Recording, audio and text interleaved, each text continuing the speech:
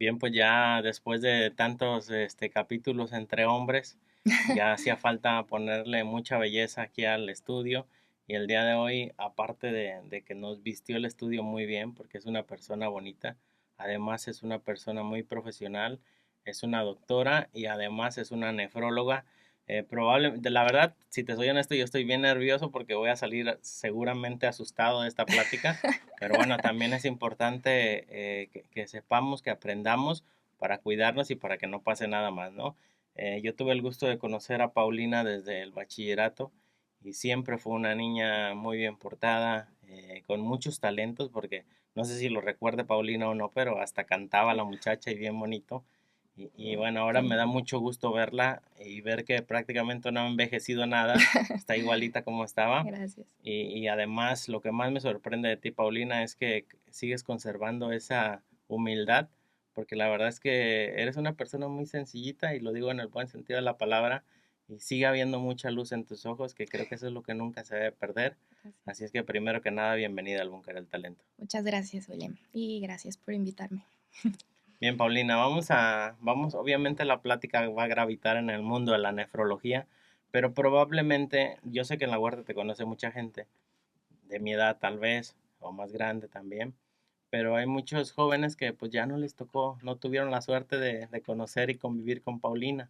Ella es originaria de aquí, al menos sus primeros años los vivió aquí en la huerta y después veremos o haremos un viaje a su historia, ¿no? Pero ¿qué nos puede decir Paulina de esos primeros años que yo estoy seguro que los extrañas, el hecho de convivir y vivir con tu familia? Sí, Paulina es una niña con un núcleo familiar muy bonito y no sé qué nos pueda contar Paulina de su infancia. híjole.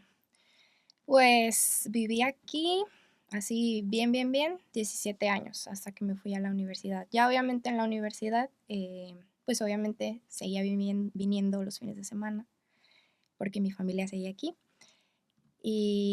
Pero pues así, siento yo que en realidad a los 17 como que fue mi último año que viví aquí plenamente, ¿no? Y yo siempre les digo, bueno, ahorita ya vivo en la ciudad, en Guadalajara, y siempre a mis amigos que son de allá les digo que para mí no hay comparación en cuanto a crecer en el pueblo a crecer en la ciudad. Entonces, yo siento que mi infancia aquí en la huerta fue muy buena, fue muy bonita. Y pues no sé, tengo muchas historias de mi infancia aquí que siempre las guardo con mucho cariño y amistades y todo. Estoy pues feliz y orgullosa de yo ser de aquí, aunque nadie sepa dónde está la huerta. A mí me encanta y yo siempre estoy promocionándola, ¿no? Y así como dijiste, pues mi infancia se basó en hacer muchas cosas. Mi mamá siempre se enfocó mucho en que no fuera ociosa. Entonces, desde la primaria, recuerdo, fui a clases de música, ahí donde era el Cine América, y estaba muy chiquita. Y después estuve en el coro de la iglesia por muchos años con Liliana. Y estuve en clases de inglés, luego me metieron al taekwondo, luego estuve en el ballet folclórico de niños, luego entré al de jazz, ya después al ballet de los adultos. Y también desde la primaria y secundaria me gustó jugar voleibol. Y así me la pasé, creo que mi infancia siempre fue muy, pues de estar haciendo múltiples actividades y la verdad, pues todos los recuerdos que tengo son muy buenos, de la primaria, la secundaria, la prepa, entonces tengo, tengo buenos recuerdos de aquí. Fíjate, Paulina, que la mayoría de las personas, así como tú, que han venido aquí, tienen como ese patrón en común de que sus papás, digo, algo tienen que haber hecho bien sus papás porque los mantienen ocupados Sí, de niños y no eres la primera que ha contado eso, ¿no? Digo, también para que los papás, es una lección para nosotros de tratar de mantener a nuestros hijos ocupados, sobre todo ahorita, porque digo, a ti no te tocó tanto el vicio ujú, del celular, pero de las tablets, todo ese tipo de cosas vivíamos otro mundo, ya nos vemos como viejitos, ¿verdad? ya Diciendo eso, sé. pero es una realidad, entonces algo que debemos tomar en cuenta los papás, ¿no? Sí, aparte ahorita hay muchos niños que son como muy hiperactivos por lo mismo, están como que sobreestimulados y saber cómo enfocar esa hiperactividad y esa como toda atención que tienen libre en una actividad, creo que sí sirve, creo que es algo bueno. Sí. Bueno, Paulina, ¿sabes qué he pensado mucho? De hecho, antes de que llegaras, yo imaginaba que Paulina, pues así como era una niña de casita y pues yo no sé por qué siento como que hay que protegerlas mucho ese tipo de niñas, ¿no? Porque son buenas niñas. Ajá. Y yo dije, no, seguramente su mamá se fue con ella o llegó con una tía o con la abuela o algo así de ese estilo, ¿no? Ujú. Nunca me imaginé que Paulina fuera, se haya ido a Guadalajara solita, A Ciudad Guzmán. a Ciudad Bueno, ahorita Guzmán en Guadalajara, pues, pero sí, sí, la ahí, universidad fue ajá, en en Ciudad Guzmán. Guzmán. Y la verdad es que yo admiro mucho eso porque la verdad es que yo fui muy niña para separarme de aquí de, no me equivoqué en la niña, pero porque es que era bien llorón Ajá. y a mí me costaba mucho trabajo, por eso lo admiro a la gente que se va. Pero bueno, probablemente fue difícil para Paulina, no sé si recuerdas esos primeros días en que ya no estaba papá, ya no estaba mamá y ya no estaba como esa protección familiar que nos arma un caparazón bien grandote, ¿no? Sí, pues cuando me fui tenía 17 y pues me fui a rentar a una casa que era como de estudiantes. O sea, yo tenía como que mi espacio, pero vivían más estudiantes ahí donde mismo. Entonces, siento que al inicio cuando llegas, como que estás emocionado, y a la universidad, voy a vivir solo y todo eso. Y como que la emoción me duró unas 2 semanas. Recuerdo que el primer fin que no pude venir para acá, sí estaba muy triste, lloré mucho, pero la verdad es que a pesar de que estaba sola, no, nunca dejé de tener como mucha compañía y apoyo de mis papás y mis hermanos, incluso mis tíos. Todos estaban pues muy contentos de que yo entrara a la universidad y desde el primer día hasta actualmente, o sea, todos la verdad siempre me han llevado pues de la mano, nunca he estado sola. Entonces, aunque a lo mejor físicamente sola, realmente pues siempre me han acompañado a lo largo de todo este proceso. Entonces, obviamente sí, al inicio, pues estaba chiquita y ahorita como que lo pienso en retrospectiva y digo, a los 17 años tomé una decisión muy importante y ya te sales de tu casa y aunque te sales de tu casa, en realidad no te vas, pero sí es una edad en la que todo empieza a verse como ya más grande, obviamente da miedo, pero pues te vas acostumbrando, yo creo, con el tiempo. Y como te digo, nunca en realidad estuve sola, pues fluyó, ¿no? A final de cuentas, todo salió bien. ¿Sabes? Yo estoy muy clavado con los doctores. Digo, ya tuvimos aquí a Christopher, probablemente lo conoces, Sí. un doctor. Tuvimos aquí al doctor Luis Arias también.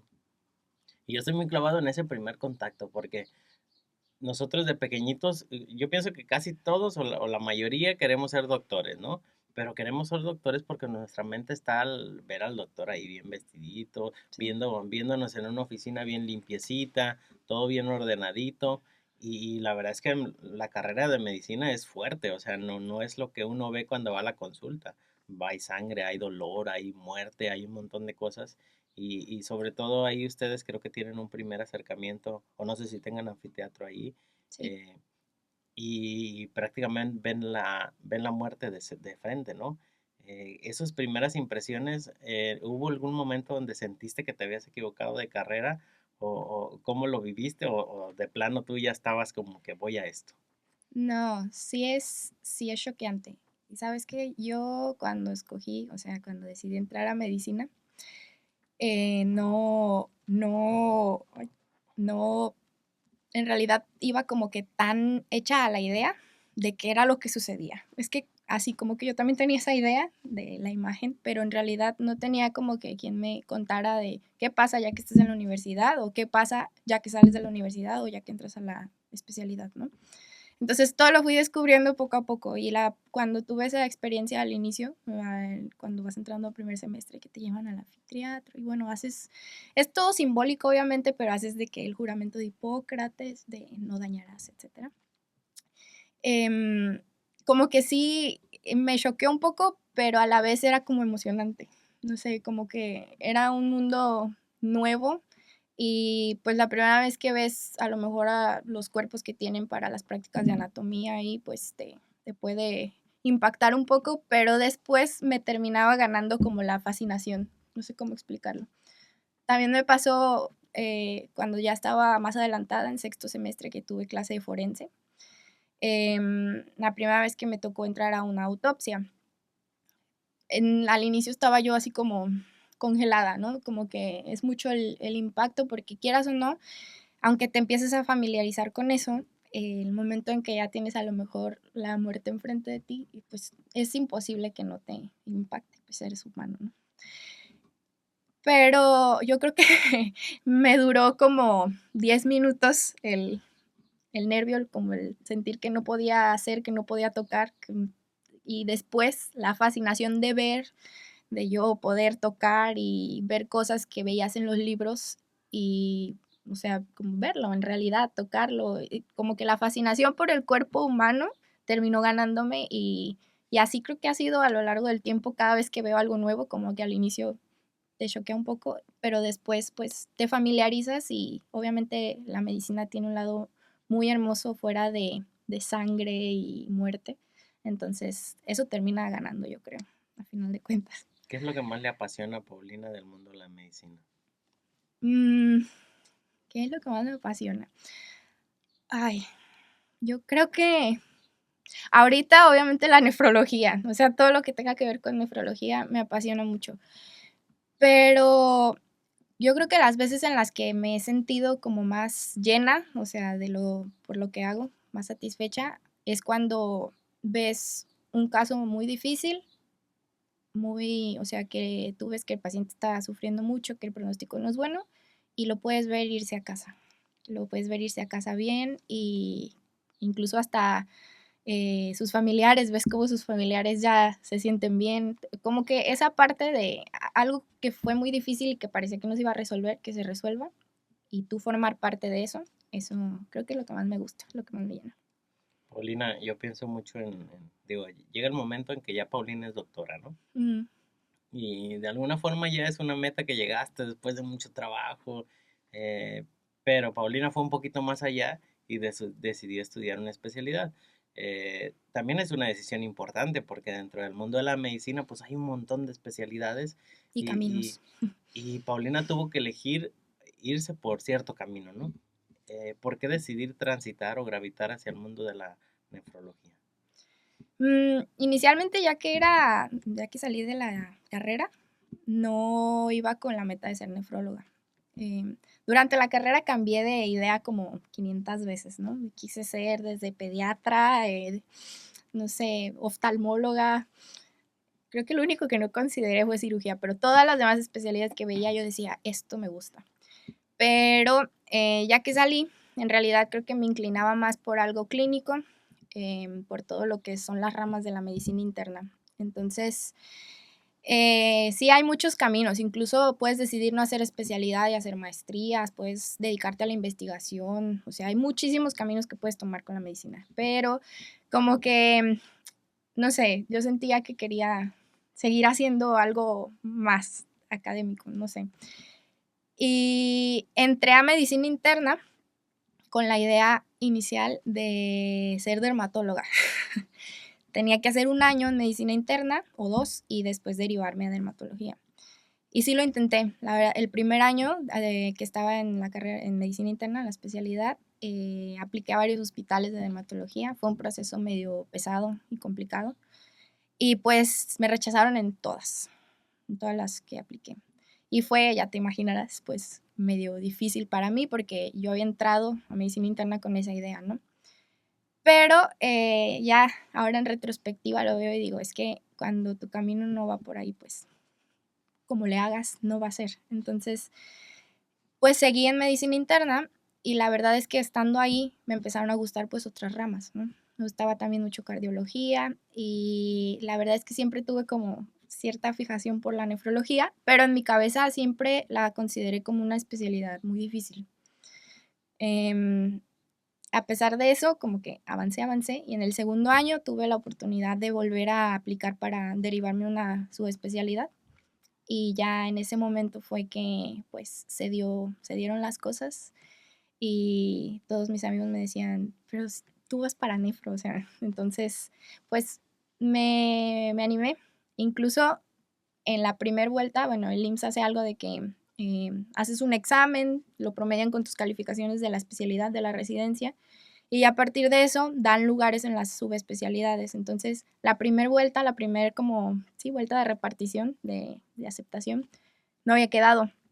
Y pues obviamente también me volví a poner súper triste porque era la segunda vez que yo había aplicado una subespecialidad y no, pues no lo lograba. O sea, sí estaba muy, muy, muy triste. Y se dio la oportunidad de, en la segunda vuelta, lo que era rarísimo, que todavía hubiera lugar y hubiera un lugar en un hospital que yo consideraba que era muy bueno. Entonces era raro y dije, pues ya hice el examen, ya estoy aquí, voy a volver a aplicar. Y lo volví a hacer. Y en la segunda vuelta, pues sí quedé en la especialidad. Entonces, el día que me enteré que había quedado, al siguiente día renuncié a medicina interna y ya me cambié pues a nefrología. Todo fue así muy rápido, pero solo era un lugar ya en la segunda vuelta y siempre que digo esa historia, yo les digo, es que ese lugar era para mí, o sea, no era para nadie más. Entonces, ya que estuve ahí, lo entendí y dije, esto era lo que era para mí. Entonces, creo que me llevó Dios de la mano incluso a regañadientes míos, pero me llevó a donde era mi camino, ¿no? Hay un discurso una persona que ya falleció, se llama Steve Jobs, y habla un poquito de eso, de conectar los puntos. No sé si has escuchado por ahí la conferencia, No, da creo una que no. conferencia en una universidad, y hablaba porque incluso a él lo corrieron de su empresa, y que él había creado, Ujú. y decía que no lo entendía, decía los puntos se pueden conectar solamente hacia atrás, no hacia adelante. Por eso a veces hay muchas cosas que nos Sí, pasan dentro de nuestra vida y no lo entendemos hasta que vemos que era por un bien mayor, ¿no? sí, el todo pasa por algo si es real, ¿no? Paulina, bueno, yo cuando vienen personas como tú, la verdad es que me da mucho gusto y lo cacaraqueo un poquito con mi círculo de amigos y yo lo presumía, ¿no? Va a venir una nefróloga de aquí de la huerta. No sé por qué, me da mucho gusto cuando hay gente que está teniendo mucho éxito y sobre todo que es de aquí, de todos lados, pero no sé, siento un sentido de identidad aquí con la huerta. Sí. Y te voy a ser honesto, la mayoría de las personas a las que yo les decía que iba a venir una nefróloga no sabían de qué se trata o qué es eso, nomás se escucha feo, ¿no? Sí. Este, y digo, yo soy un experto en nefrología, pero te voy a dejar a ti que nos expliques qué es una nefróloga, de qué se trata, qué es lo que atienden, porque incluso trataban de adivinar con órganos, ¿no? Ok. Ah, sí, del corazón, no, ese es un cardiólogo y así se Sí. iban. Explícanos, por favor, de qué se trata la nefrología. Bueno, la nefrología es el área de la medicina que se encarga de estudiar el órgano que son los riñones, los dos riñones, ¿no? Y se encarga de estudiar tanto lo que es la salud renal, o sea, todo lo que gira alrededor de un riñón que está sano, ¿no? Cómo mantener ese riñón sano. Y se encarga también de, ya una vez que el riñón tiene enfermedad, abordar la enfermedad y tratarla. Y una vez que el riñón también llega a perder su función, que llamamos ya como una enfermedad renal ya terminal, también se encarga la nefrología de lo que viene después de eso. No podemos vivir sin la función de los riñones, entonces nos encargamos también de lo que son las terapias de diálisis, la diálisis peritoneal, la hemodiálisis y también del trasplante renal. Entonces, aparte de lo del riñón, la verdad es una de las cosas que me gusta de la nefrología, porque no es una especialidad que es como muy centrada solamente en el riñón. En realidad, todo lo que rodea al riñón, por ejemplo, el corazón o enfermedades del hígado, todo lo que rodea al riñón lo puede llegar a afectar. Entonces, también vemos hasta cierto punto otras enfermedades, por ejemplo, vemos muchísimo sobre diabetes, sabemos muchísimo de hipertensión arterial, complicaciones cardíacas que afectan al riñón. Entonces, no nos centramos solo en eso, es como una especialidad que ve un poquito más a fondo todo lo que puede llegar a afectar al riñón y también, pues, el objetivo de esta especialidad es justamente no llegar a diálisis, no llegar a que requieras trasplante, ¿no? Sino tratar de mantener tus riñones sanos sin enfermedad o si ya tienen enfermedad, que la enfermedad no progrese, que no avance a ya un estado pues terminal de enfermedad renal. Por lo regular, cuando conocemos una persona que ya tiene algo grave de salud o un problema, preguntamos, ¿y por qué pasó esto, no? Sí. ¿Cuáles son los grupos de riesgo o qué hábitos en las personas pueden desencadenar a que lleguen a un problema renal, ¿no? Digo, para evitarlo, A ver Sí. si no es demasiado tarde, porque yo la neta estoy asustado. No. Hay muchísimas causas de enfermedad renal. Incluso, pues, hay muchos tipos de enfermedad renal. Se puede enfermar el riñón de muchas cosas.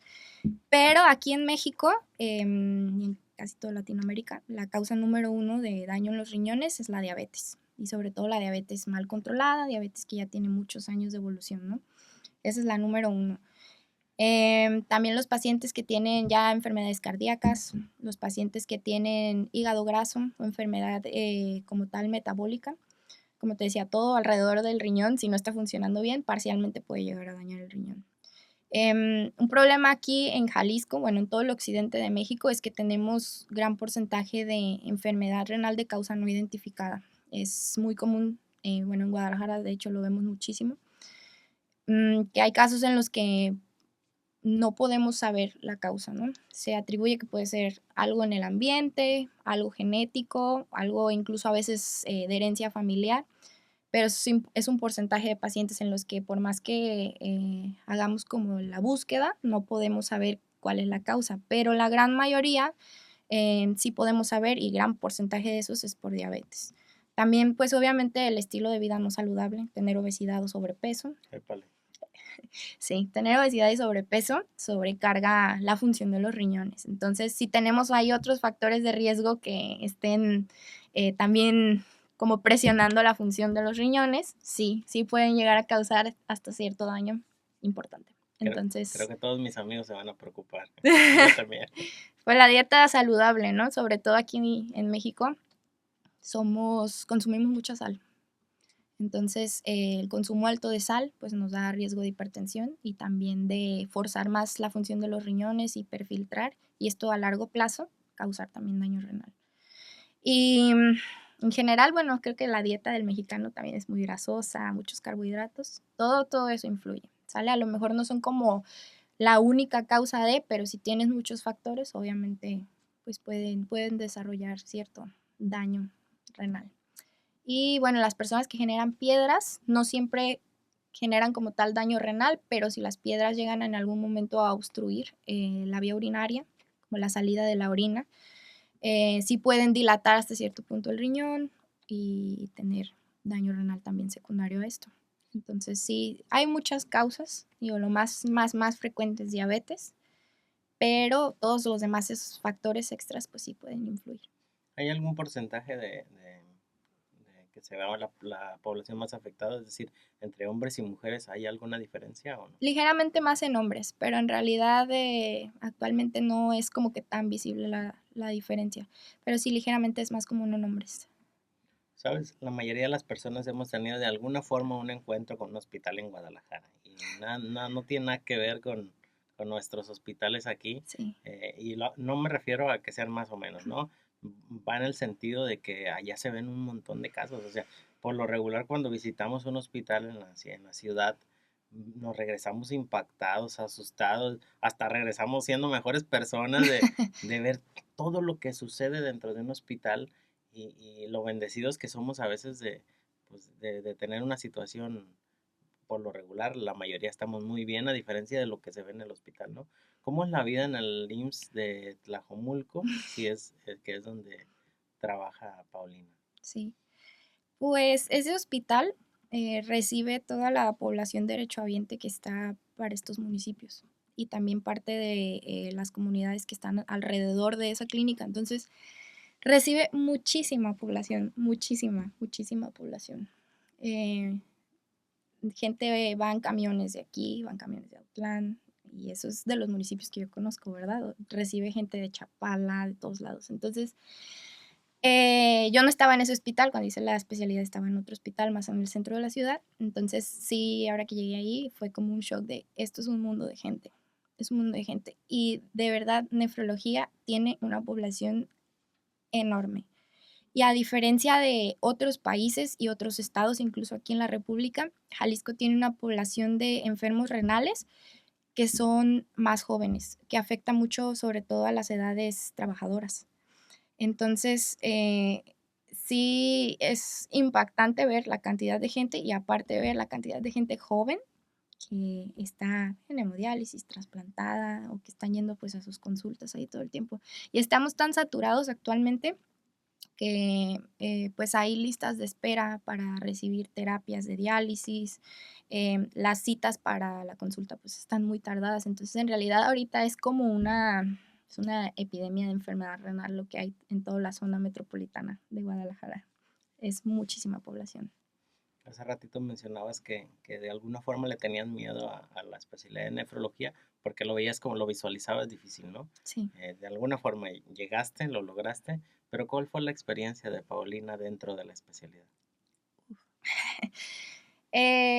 Bueno, en general yo creo que hacer cualquier especialidad es un reto muy grande, porque digo, no sé qué, a lo mejor qué tan familiarizado estés, o si has visto alguna vez alguna serie médica, no sé, Muchas. Grey's Anatomy o Doctor House. ahorita la que está de moda de Pitt, ¿no? Que son residentes de urgencias. Se acerca parcialmente, a lo mejor para darte una idea, pero no, ya en la realidad no es nada que ver.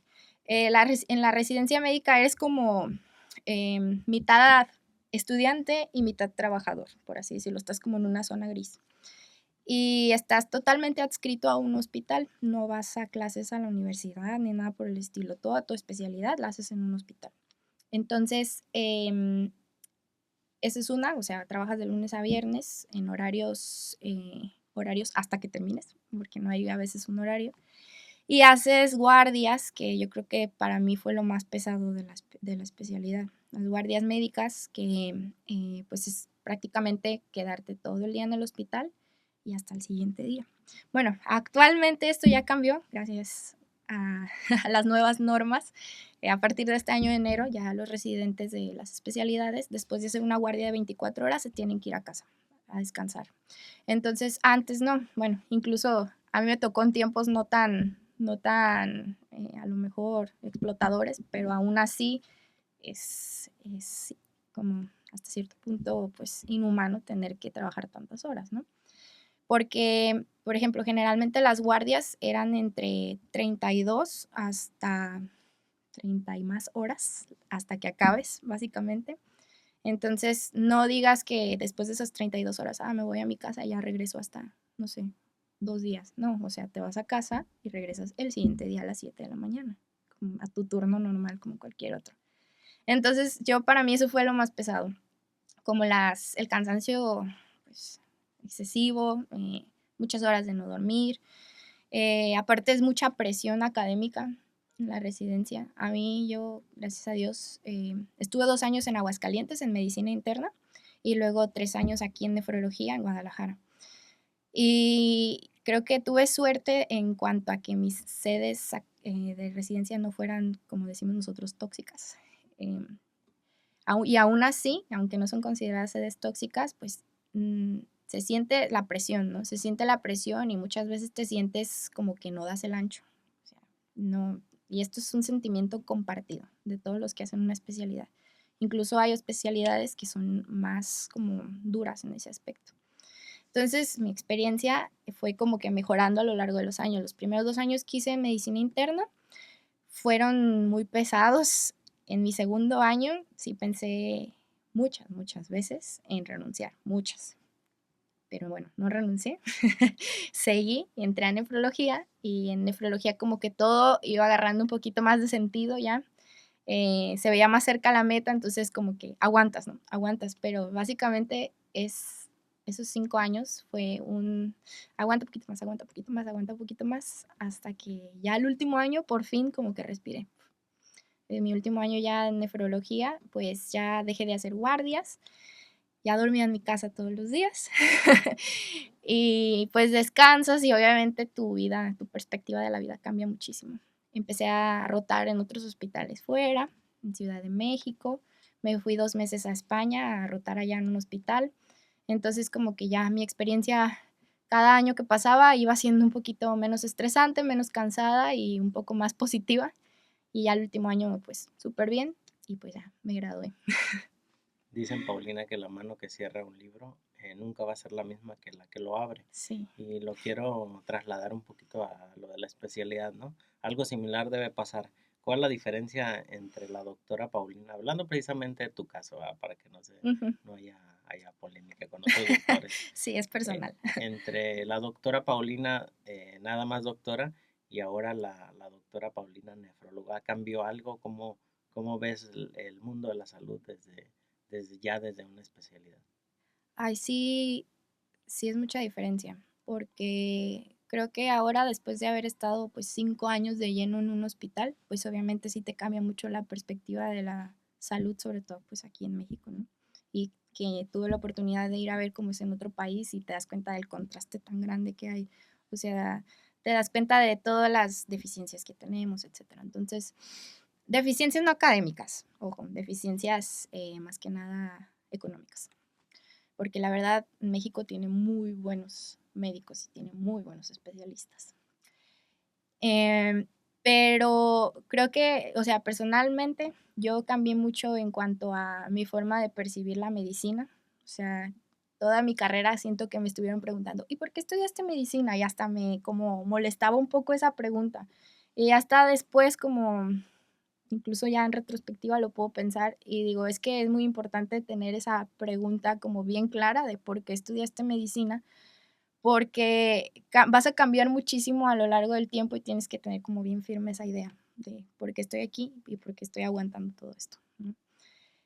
Entonces, Paulina de 24 años que salió a Paulina en este justo momento, pues creo que soy dos personas completamente diferentes, tanto como yo en mi persona, como médicamente hablando, ¿no? Tengo ya una perspectiva mucho más amplia, no solo de experiencia, sino como de ver las cosas diferente, recordar que no te tienes que deshumanizar porque es muy fácil, o sea, con tanto burnout, cansancio y presión, te puedes deshumanizar, puedes, o sea, estás acostumbrado literalmente en un punto a ver tanta gente morir, tanta tragedia, tantas cosas, a tú sentirte muy cansado que empiezas a sentir menos, o sea, te empiezan a pegar menos los casos que ves, como que lo empiezas a todo, pues no sé, como a minimizar un poco, pero ya luego te das cuenta que no puedes dejar que eso te pase, o sea, ahora en retrospectiva lo veo y digo, es que el cansancio es mucho, obviamente no es como 100% tu culpa, pero no, he aprendido a que tienes que mantener como viva esa parte muy humana de ti, de que te importen las personas, de tener empatía. Hay muchos niños o jóvenes que quieren estudiar medicina y tal vez sepan o tengan la meta en ser médicos, ¿no? En ser Ajá. doctores. Paulina ya estudió una especialidad, ya sabemos que después de la medicina general puedes estudiar una especialidad. Pero ¿qué sigue? ¿Cuál es el camino que seguiría? Digo, ahora mismo tenemos aquí afuera en los controles a un chavo que tiene la intención de estudiar medicina y tal vez sería bueno que supieran que si hay algo más, ¿no? Además de la especialidad. Sí, hay muchos caminos. Digo, incluso, o sea, si solo quieres ser médico general, está perfecto. Digo, se necesitan muchos buenos médicos generales que estén como de primera mano con la población, ¿no? Em, yo, bueno, ahorita que me preguntan así de, ¿y si me recomiendas estudiar medicina? Yo les digo que sí, o sea, yo amo mi carrera, pero sufrí mucho en el proceso. Creo que antes de entrar, lo que me hubiera gustado a mí que me dijeran es que es una carrera hermosa, que te va a dar muchísimas cosas muy bonitas que no las vas a obtener en otro lado. Hay cosas que ninguna otra carrera te puede dar, pero también te va a quitar mucho y vas a tener que sacrificar muchas cosas. Sacrificas tiempo con tu familia, con tus amistades. Por ejemplo, uno que es de pueblo, pues sacrificas tu vida aquí en el pueblo. Te vas a tener que ir casi sí o sí a otro lugar y quedarte ya mucho tiempo, ¿no? No vas a estar en cumpleaños de tus familiares, etcétera, y vas a tener que sacrificar en la mayoría de las veces también tus hobbies. Yo hacía un montón de cosas y eso fue como un duelo que tuve durante la carrera, que tuve que dejarlas, porque por más que intenté sostenerlas y seguir jugando vóley en la universidad, hubo un punto en el que me tuve que salir, o sea, no podía. Entonces, yo creo que mientras sepas eso, yo sí les diría, sí, estudia medicina. Si quieres ser médico general, sé el mejor médico general del mundo. Si quieres dedicarte a la investigación, ese es un camino muy amable porque es más tranquilo, no haces guardias y puedes hacer muchísimas cosas en ese campo. Si quieres dedicarte a ser maestro, también se puede. Si quieres entrar a la especialidad, pues hay muchísimas especialidades, hay unas que no son tan pesadas, que son de menos años, etcétera. Y no sé, o sea, siento que puedes trabajar de muchísimas cosas. Entonces, no cerrarte a que, ay, este es el camino por el que todo el mundo se va. Si no hago una especialidad, no voy a hacer nada, porque a veces muchos por eso entran a la especialidad, porque les dicen, ay, ¿cómo no vas a hacer especialidad? O a veces todavía ni acaban medicina, ya les estás preguntando, ¿y qué vas a hacer de especialidad? O sea, no es el único camino en el que puedes tener éxito. Entonces, eh, creo que primero decidir si sí quieres ser médico y adentrarte a este mundo, porque tienes que ser el mejor médico general, y ya después ver como todas tus opciones y decidir pues cuál camino quieres. Se te acopla más a tus metas de vida, ¿no? Hace ratito me comentabas que hay muchos estigmas, volviendo un poquito a la nefrología, ¿no? Ujú. ¿Nos podías hablar un poquito de eso? De estigmas. Uy, yo creo que el más común de todos es, me duele la espalda, yo creo que son los riñones. De verdad. Los riñones rara vez duelen, rarísima vez. Entonces, siempre que veo a algún paciente que me dice, es que yo me sentía 100% sano, ¿cómo que me están fallando los riñones?